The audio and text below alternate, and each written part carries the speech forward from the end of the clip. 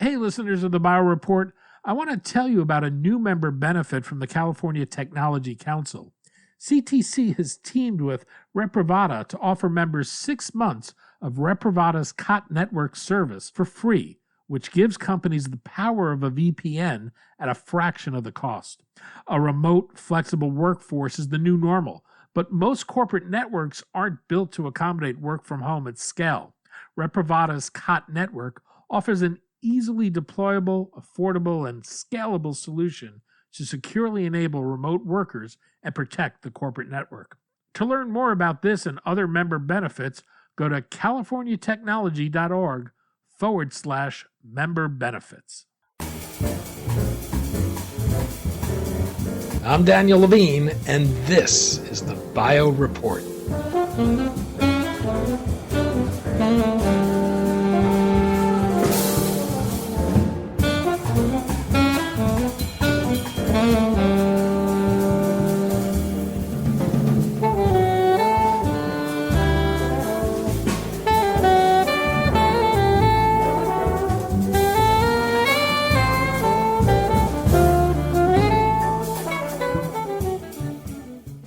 Bacteriophages have long been used to treat infections. These naturally occurring viruses are capable of killing bacteria, but each strain of phage is highly specific. Because of their unique mechanism of action, they provide a potential to address the growing threat posed by multidrug-resistant bacteria. But to treat someone, the right phage must be matched to each patient's infection. Adaptive Phage Therapeutics believes it's found a way to create phage therapy suited to treat patients with drug-resistant infections by building a bank of targeted and genomically screened bacteriophage and testing individual patients' bacterial colony against that to determine the appropriate phage to treat them.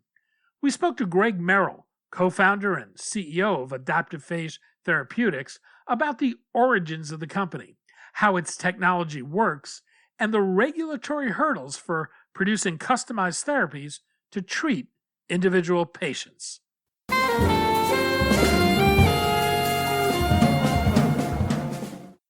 Greg, thanks for joining us. Thanks, Danny. We're going to talk about Adaptive Phage Therapeutics, phage therapy, and the potential to harness these naturally occurring viruses to treat multi-drug-resistant bacteria. Let's start with the problem of multi-drug-resistant bacteria today. How significant a public health threat does it represent, and what's the market opportunity? Well, the problem, unfortunately, is very significant. The World Health Organization projects that by 2050, drug-resistant bacterial infections will outpace cancer as the leading killer on Earth. So it's not something to be taken lightly. It's becoming a major problem. And in terms of market size, is there any way to calculate that? Really, the market size is in the trillions of dollars, but for us at Adaptive Phage Therapeutics, we're looking at some of the really significant unmet needs and focusing on those. As an early stage biotech, we have to be focused.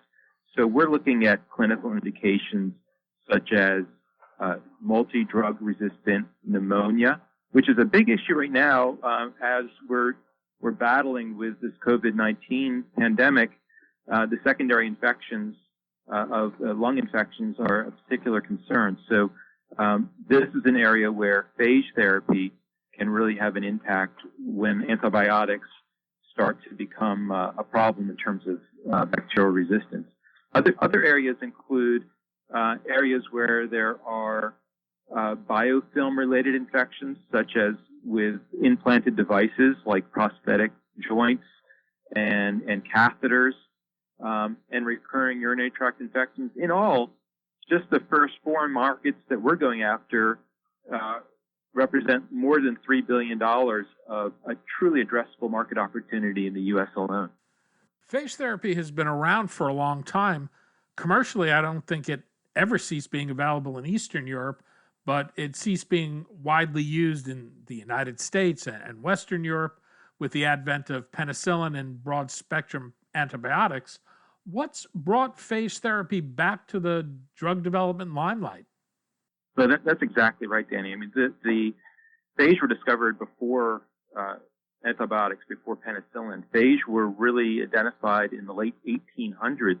They weren't called phage yet, but they found there was something in the water in the Ganges River in India that was killing the bacteria, and people were able to drink the water even though upstream the water was incredibly contaminated with the bacteria.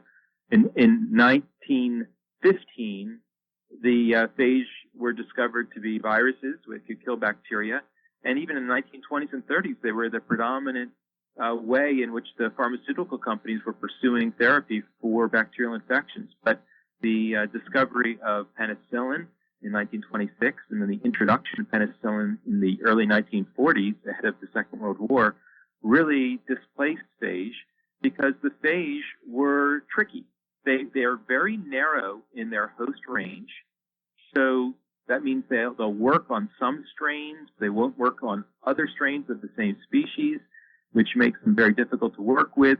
And the manufacturing of the phage involves growing these viruses in bacteria, and the bacteria, when they're killed in that manufacturing process, releases toxins, endotoxins and exotoxins, which means that if you were just to use that material, you would cause a toxic shock if you were trying to inject that into a person. So it's really limited the routes of administration early on to oral or topical administration, and that really limited the efficacy of phage in those early days. And then because the antibiotics early on worked so well, there was really no need to try to resolve those problems of phage therapy. But now, of course, the antibiotics are really struggling with the emergence of resistance, and so you need an alternative. And here, phage, which is the most prolific killer of bacteria on Earth, is the natural direction to turn to find this alternative therapy.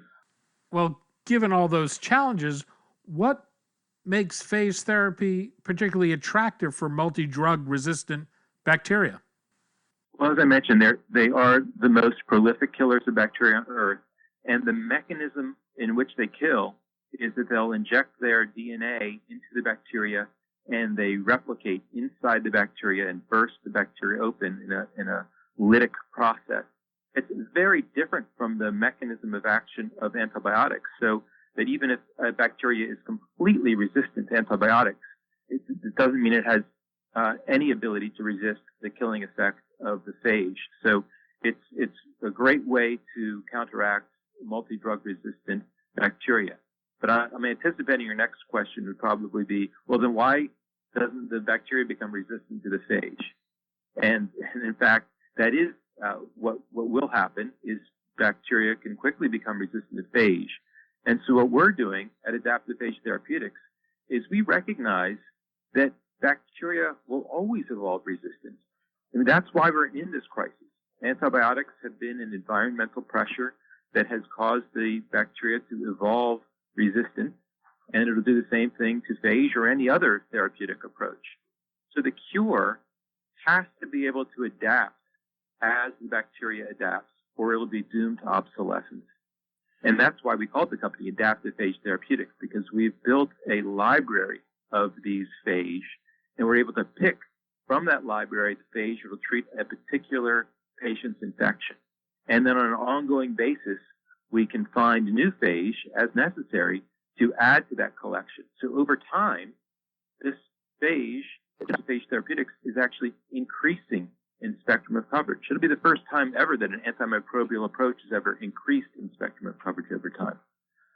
You co-founded the company with your father, Carl Merril, who was a scientist at NIH and had done pivotal work on phage. The U.S. Navy's Biological Defense Research Directorate had launched an initiative based on a paper he wrote. What was that paper, and what exactly did the Navy do to advance phage therapy?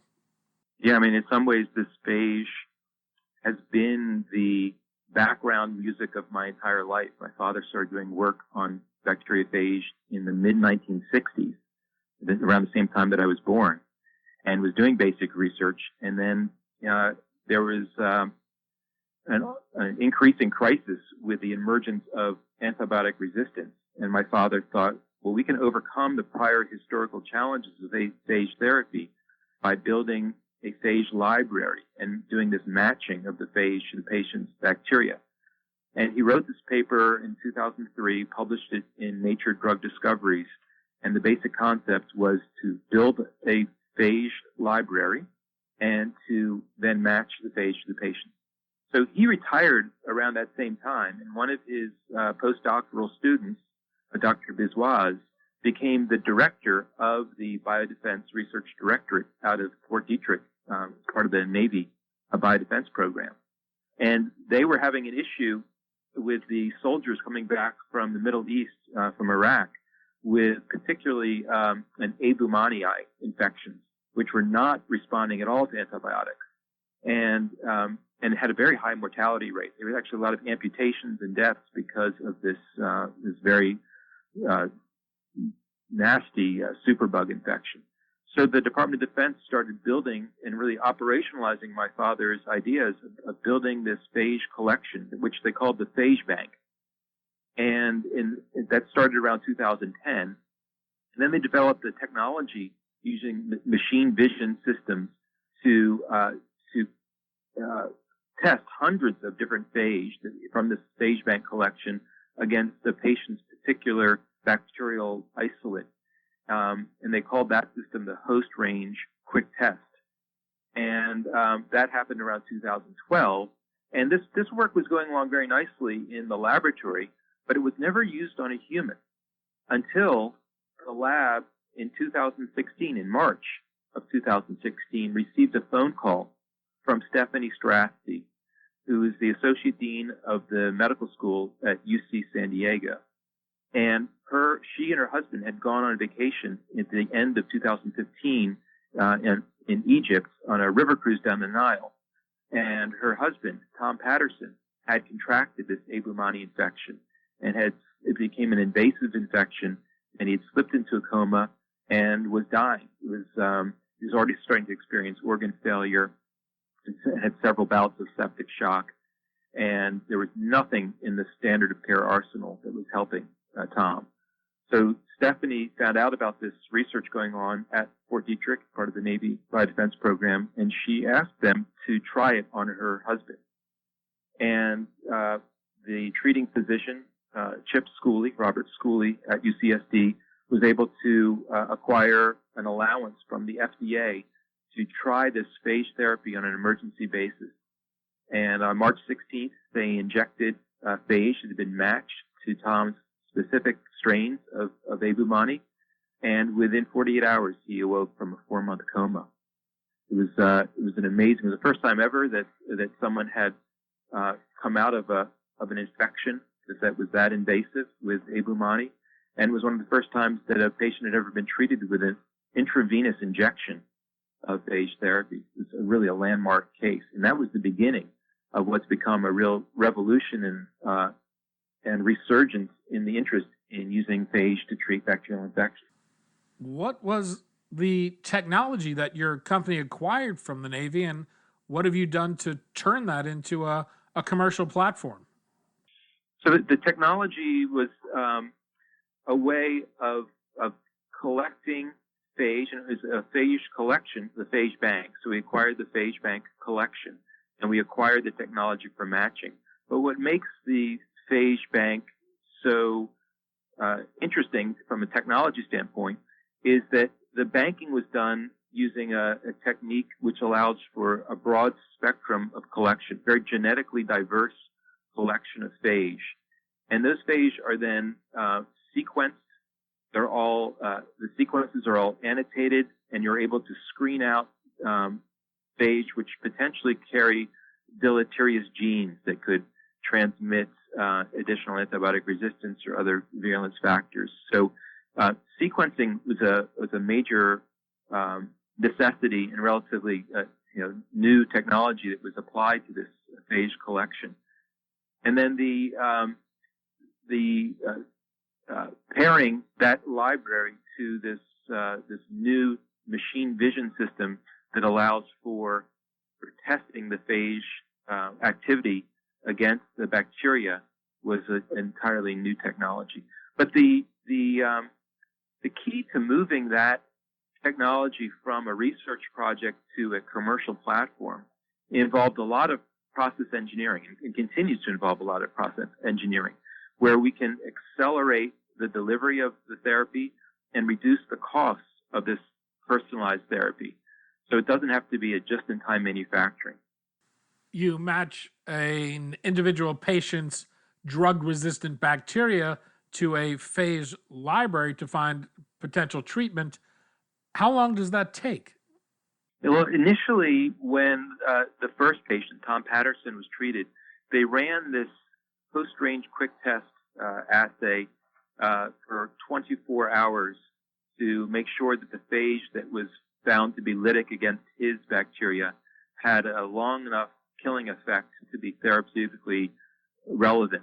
We've now engineered that process down to 8 hours, and we're using artificial intelligence to reduce that down to 4 hours or less to run this test, to test hundreds of different phage candidates against a particular bacterial isolate. So that's part of what has had to happen to make this commercially viable platform.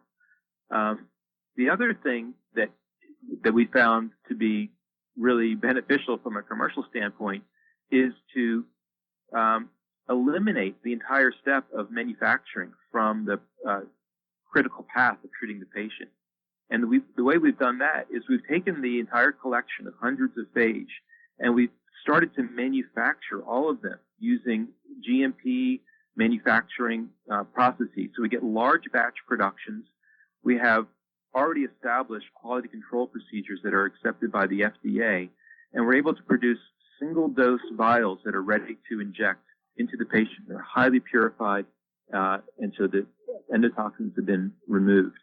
And by doing all of that, we're now able to deliver a personalized, matched therapy within 1 day of patient presentation. What are the regulatory issues in this approach? As I imagine each patient would, in essence, be treated with a custom therapy. Is that right? Right, and that was one of the big questions when we started, was how is the FDA going to regulate a very personalized therapy? And it's more than just personalized in that this phage bank, which is now what we call the product, it's changing over time. We're always adding new phage to this product. And so the FDA, recognizing that we're in a worldwide crisis of antibiotic resistance, has really worked with us very closely to figure out how to treat this from a regulatory standpoint. And what we're doing is we identified what the potential safety issues could be with phage, and most of those are related to potential deleterious genes. So the sequencing and annotation and screening of the phage is something that we've negotiated with the FDA, so we provide the FDA with all that data so they can review it on an ongoing basis, so that we can constantly be adding phage to this product over time. And then they also review our manufacturing process and our lots to look at the endotoxins and other contaminants that happen from the manufacturing process. So those are key aspects to what the FDA has needed to look at. And the FDA has now reviewed all of that and has approved our first IND clinical trials. So that's really a major breakthrough for phage therapy in general. Greg Merril, co-founder and CEO of Adaptive Phage Therapeutics. Greg, thanks so much for your time today. Thanks, Danny.